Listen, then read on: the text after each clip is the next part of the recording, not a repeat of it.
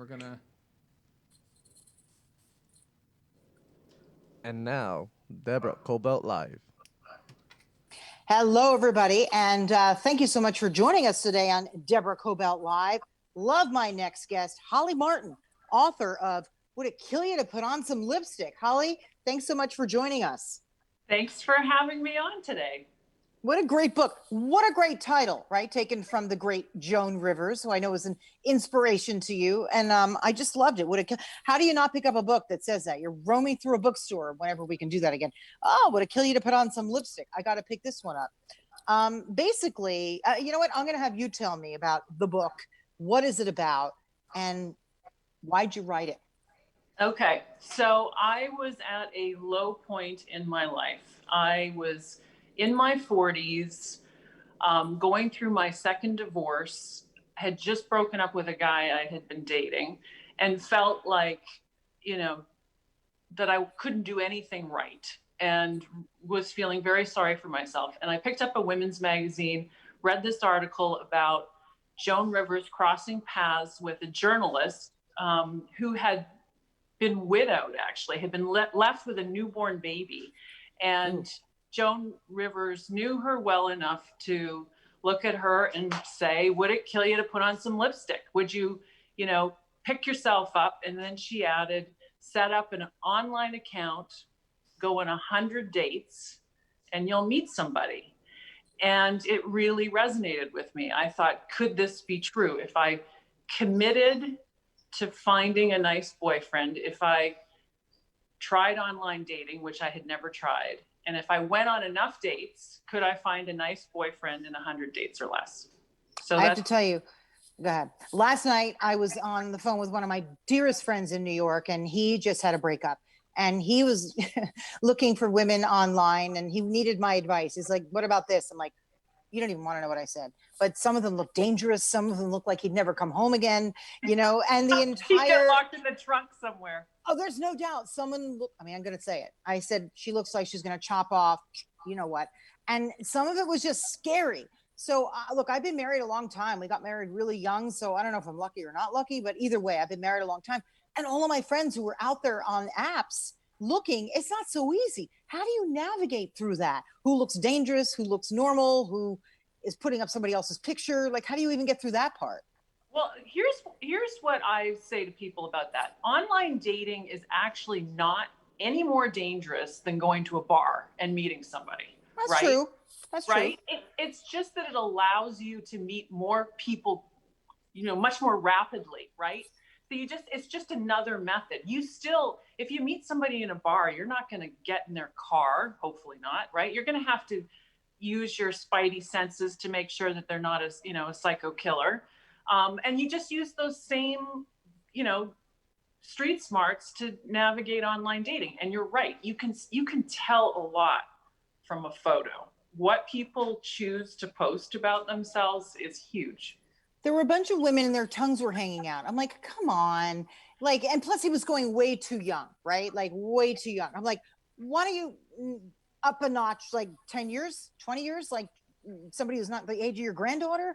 He's like really feeling hurt. So I think is going in the opposite direction, which I got to be honest with you, a lot of men can do that. Women can do that too, but it's a lot easier for a guy to go into the much, much, much younger category, right? I mean, well, it depends. Does he want a relationship or is he looking for casual fun? At the moment, casual fun. But I mean, I know you were looking for a relationship, right? Yes. Primarily.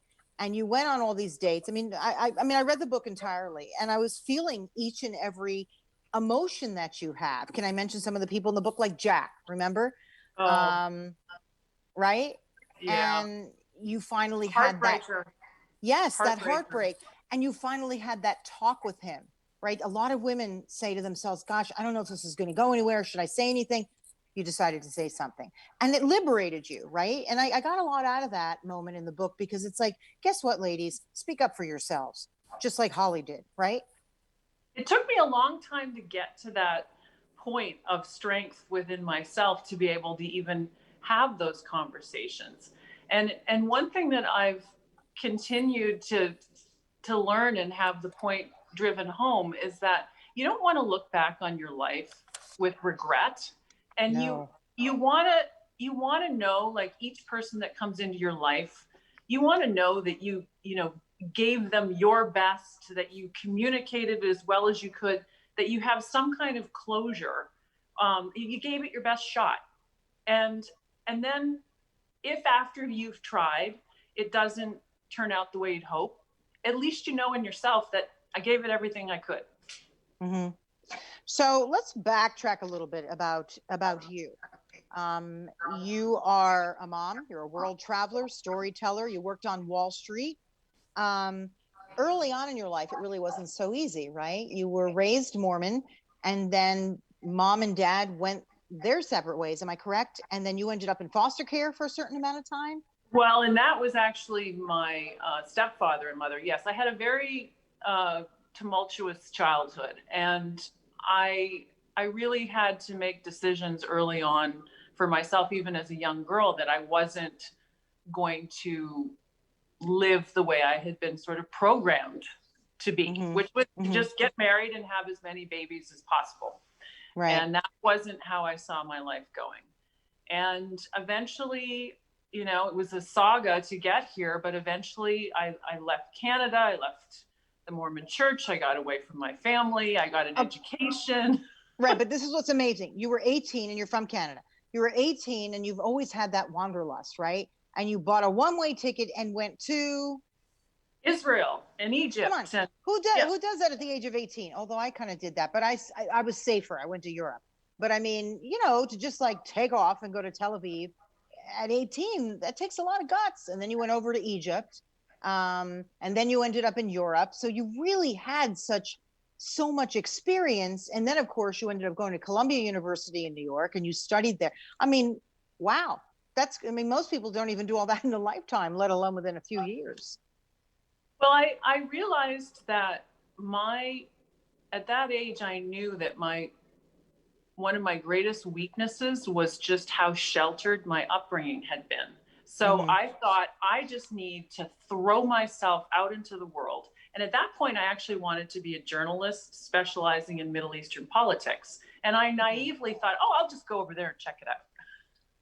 Well, it taught you a lot. Yeah, go ahead. Oh my God, it taught me in a year. I learned, backpacking through the Middle East as an 18-year-old, you learn how to take care of yourself. If you can get through that, you start to realize you can do almost anything. Yeah, and going through Egypt, that's not so easy. I've been there, and if you were traveling there as a single woman, that's extraordinary.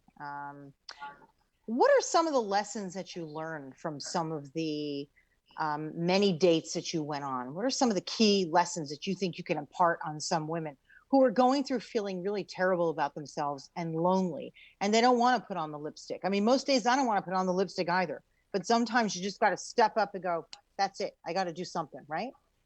Yes. I think, like anything, if you make it a priority, if it's really important to you, you can make something happen. I know some men and women sort of date half-heartedly, but if you do it with intention, and if you do it strategically and with some level of discipline, you can meet great people. And early on, when people tell you who they are, you got to listen.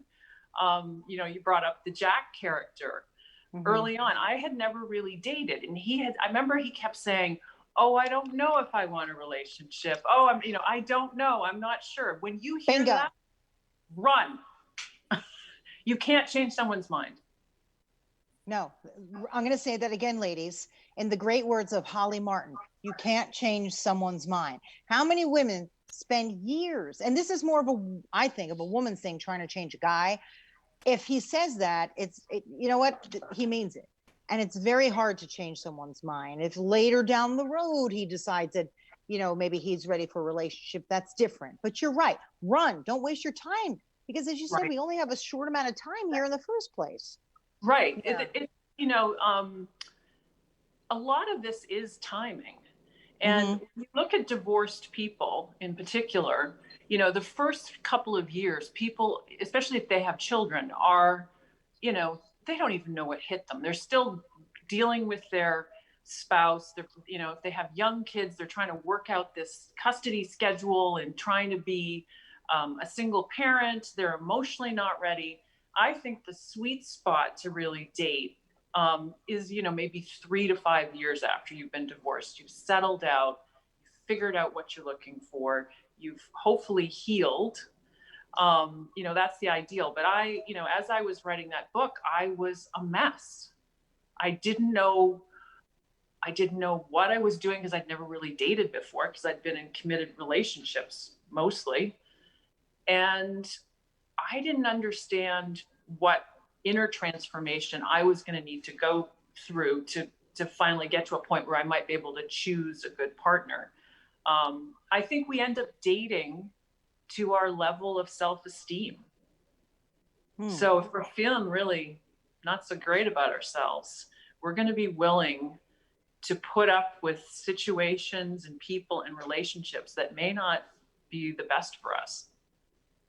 I love how you said that in the end, you were looking for a partner or someone to date, but what you found was yourself, right? And did you expect to find yourself? Was that what you thought you were going to look for? No? No, I really didn't know where this book was going to go. And I mean, I thought it was going to be just about dating and maybe meeting, you know, the Prince Charming. But of course, you know, read the book. I mean, I ended up reconciling with my father, who I never really. You want to talk about that a little bit? Because we all know that so much of what happens in our past affects our future and present. I mean, you didn't really know Dad very well, right? And this is your biological dad we're talking about here. Right. So tell me about... who had left my mother when she was 7 months pregnant and I was a baby. I was in diapers, and he ran off with a woman that he worked with, leaving my mother. And that's all you knew about him. My mother was so deeply heartbroken by what had happened to her that, you know, as a child, I knew I couldn't even really bring him up without hurting her. And eventually I finally choked out the words when I was about 13 or 14 that I wanted to meet him. And I did meet him briefly, and it didn't go the way I thought it would go. I've heard that so many times, right? Especially when you're young like that, you have all these fantasies of meeting Dad, and then it's such a letdown. So tell me about that. So it was a letdown. We didn't connect. I was very much in my, you know, a sort of teenage anger. And that was it. Sort of the connection was lost again until, you know, till I wrote this book, and the Jack character said, you know, Holly, what your problem is you know, your problem with men is that you never really knew your dad, and you haven't made peace with that. Boy, that touched you right here, huh? Well, it did. You know, at first I tried to dismiss it. But then when he told me that I was too chicken to meet him. Boy, this Jack guy. Yeah. He knew how to push my buttons. Yeah, he put a mirror right in front of you. It's like, wow. Okay, so go ahead. Yeah, and before I knew it, like 2 weeks later, I think I've lost you. There we lost you're there. You're all good. Okay. Sometimes that happens when you're getting a call or something. Keep going. Okay. I'm riveted. Keep going. So 2 weeks later, pretty much, I had tracked down his sister, and she and her husband facilitated a way for me to meet him. And he was living in Northern Ontario. And, you know, the process of sitting across the table from this man that had caused me so much pain. Yes. And I realized that in many ways, what I had been looking for from men was right partly there. what was right there. And there were two pieces to it. And the moment came to me when we were sitting in the restaurant, and he proudly said I'm going to get a bit verklempt. He proudly said to the waitress, "This is my daughter." I needed him to claim me. I needed him to say I was his, that I wasn't something to be discarded. And the other thing was he looked into my eyes and he told me that he loved me. Oh, Holly, that is what you needed. That's what you needed. Oh, right. Yep. And I didn't know at the time that that's what this was about. And then there was a third piece to it, because after that very emotional lunch, I got into the car and my phone rang, and it was my daughter, who was about 9 years old at the time. Yes, I love this. And she doesn't say anything. The first thing is, so did you forgive him? And I had never framed it in those terms. I had never really told her much about what this meeting was about, but she got it, that was the third piece of it, was forgiveness. Wow. What an astute kid. What an incredibly perceptive young person. Wow. She's an old soul. Yeah, there's no doubt about it. Yeah. I love how you say moving on means bringing new people into your life. Like, a lot of people are afraid to bring new people into their lives. They don't want to move on. They're hanging on to a relationship that doesn't work. But if you can let go of that fear, right? Think of all the really new possibilities and new people that can enter your life. Granted, they're not all going to stay there, but that's kind of an exciting thought as opposed to a scary thought if you reframe how you're thinking, right? Completely. Like, I'm now coming up on 7 years since my divorce.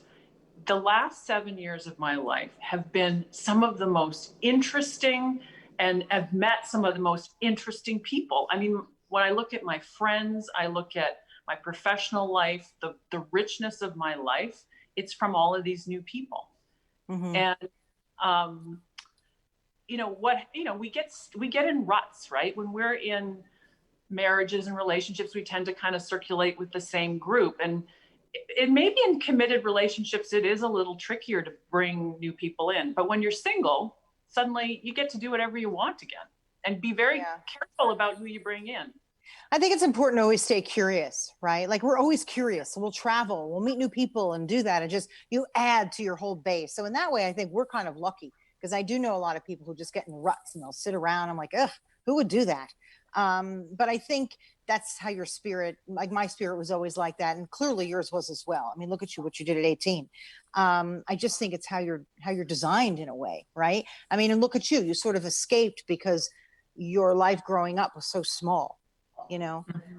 Very, very interesting.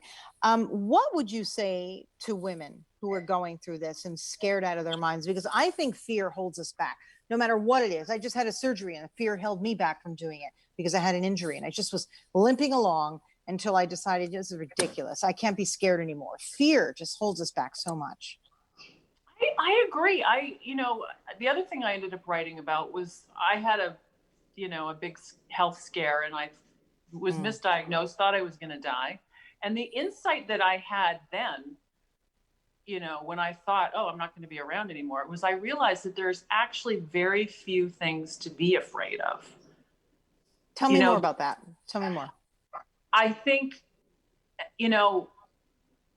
if anything, if we're fortunate enough to get time to reflect on our own passing, we're going to regret the things we didn't do, the chances that we didn't take.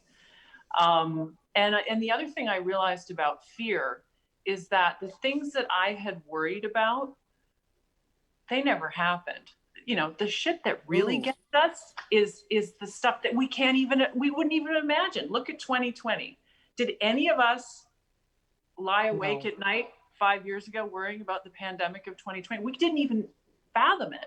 Or earlier in the year, earlier in 2020, we weren't even lying around thinking about it. I mean, it's really mind-boggling when you realize how life can turn on a dime. And the only thing you can hang on to is just knowing that you can trust yourself, that you will deal with it. You will handle it when it gets there, and to not let the fear hold you back, to keep moving forward. And divorce is frightening. It's heartbreaking, but it can open up a completely new life for you. And it certainly has for me. I love my life, and I love the authenticity of my life. I love my creative and professional life in a way that I didn't love 10 years ago when I was still married. I was, on paper and from the outside, everyone thought we had the perfect life. But on the inside, it was a different story. But now, finally, all of those pieces of myself have been brought back together and healed through the first step, which was the divorce. So you're okay being alone now. I am. I'm still looking. I'm single. But I am okay with being alone. You've got your work, you've got your friends, you've got your family, and those are the things that aren't going to change. And if the right person, if that's possible, comes along, they just add to all that good stuff. You know what I mean? Tell me about the character though, Kurt, who you called Kurt, right? That was like a really great, that seemed like such a terrific relationship. What happens when you're in something like that? If you can give advice to other people, if you don't mind, where it just seems like the right relationship, but then it doesn't work out, right? Well, at that point in the, in our relationship, we broke up, I think around maybe the 5-month mark. And I think I finished the book right around the 3 or 4 month mark. What happened. So, it takes at least a good year, I think, to really get to know somebody.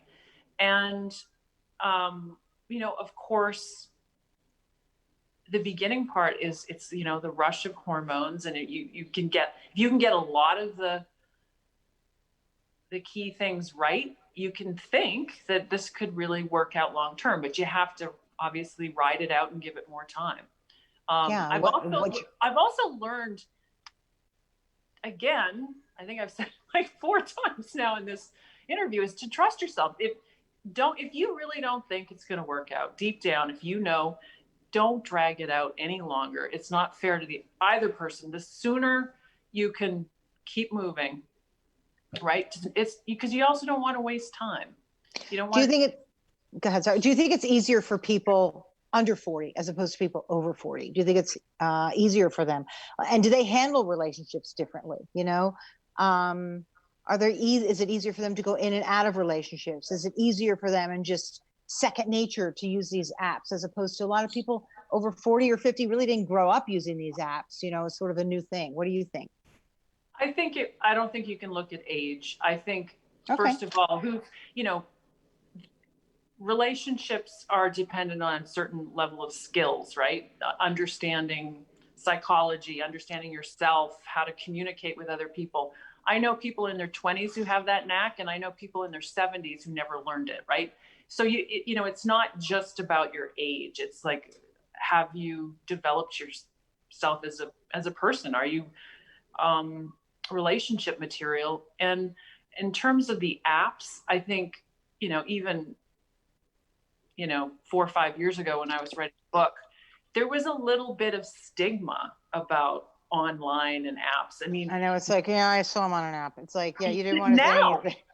Now there's close to nothing, and there's really no stigma. And in a pandemic now, that's how most people are meeting. Oops. There you go. Just stay right there. Leave it. We got you. Yeah, we got you. I can see you, so I think we're good, Tony. Can I see her? Okay. Oops. No, Holly, it was great. Holly, don't touch it. It was perfect. For some reason, I lost some of my volume. Are we there? Yeah, we are here. Okay. And can you hear me? Barely. Can you hear me okay? I'm going to just get in closer. So I think now in a pandemic, people can't go out to bars and restaurants, and they're not really traveling. So they're really leaning heavily on the apps, and more people are getting on them and meeting people. So you've been through this journey. You wrote this terrific book, and I'm sure that when you can travel, you'll probably be traveling quite a bit and talking about this book. And what are you working on next? What's your next project? Well, I have been pre-pandemic working on a book called Drinking with Mimes, based on solo travels, which was The title comes from meeting a mime in Sweden, a Swedish mime. And the premise of the book is I show up in a new country that I've never been, sort of unscripted, and see what happens. So I've been working on that. And I think it's a great sequel to Lipstick, because it shows, okay, we would like to have a partner. Maybe we'd like to have a boyfriend or a traveling companion. But if that doesn't happen and we can't control that, we can still get our own selves on a plane. Yes, we can. Oh my gosh. That's like the one piece of advice I give to all my single friends. Just get a ticket and go. You're bound to meet one person, even if you don't like the person. There's got to be somebody, right, that you meet sitting next to you or at a dinner or whatever. Oh, this second book, I can't wait to finish it. I had so many adventures and met so many wonderful people. And so I'm working on that. And then the other project that I'm working on is I'm working with a team to develop Lipstick into a television series. Oh, I love this. So I just finished writing the pilot, and my hope is that we can use the book as inspiration for a series. It'll be a little bit like a divorced Sex and the City. I was just going to say, it's kind of like a Sex and the City and this girl's adventure through her divorce. That's exactly how I see it. So that's a good thing that I see exactly what you see in there. I think that's fantastic. Oh, I'm sure this would be a hit. If that happens, it'd be a great hit, because it's a fun read and it's very, very relatable. And just like that show that you mentioned, those girls were relatable too. You know what I mean? You may not be like them, but there's a part of you in all of them. And we might not be like Holly, but there's a lot of us in Holly. You know what I mean? We're looking for adventure. We're looking for love. We're looking for all of it. So really pick this up, everybody. Would it kill you to put on some lipstick? It's just such a great title. It's such a great inspiration. And you do find at the end that what you learn more about is yourself. And that you got a lot of chutzpah, Holly. You really do. Thank you. You're an interesting person. Any parting words or how people can find you and your book and everything else? Well, you can find me on Instagram at Holly L. Martyn, and Martyn is spelled Martyn, and I have a website, hollymartyn.com. Wonderful. And are you doing any Zoom parties and whatnot with your book? Because that'd be a lot of fun. I think the plan is going to be to jumpstart the book tour next year, the book tour that never happened. The book launched March 13th or 15th, it couldn't have been worse. Yeah, these Zoom parties, though, Zoom readings, I've been doing them with people, and the Zoom readings are fun. You invite your friends, family, whoever you know, and they come and participate in these Zoom readings. So that'd be a fun thing for you to do as well, just to get the word out on the book. So that's a good thought. Well, Thank you for having me on your show. I really appreciate it. I appreciate you being with us. And everybody, please look up Holly Martyn, Martyn, just like you said. Would it kill you to put on some lipstick? It's really a fun read, and you're going to see yourself in so many of the adventures that Holly's had. You can find our show on Facebook, on YouTube, Instagram. We put out little promos for the show. iHeartRadio app, Apple Podcasts. I don't know, just anywhere you get your podcast, just put in our name, Deborah Kobylt Live. You'll find us. So thank you so much for helping us grow and for being part of our growth. And we'll see you next time. Bye-bye.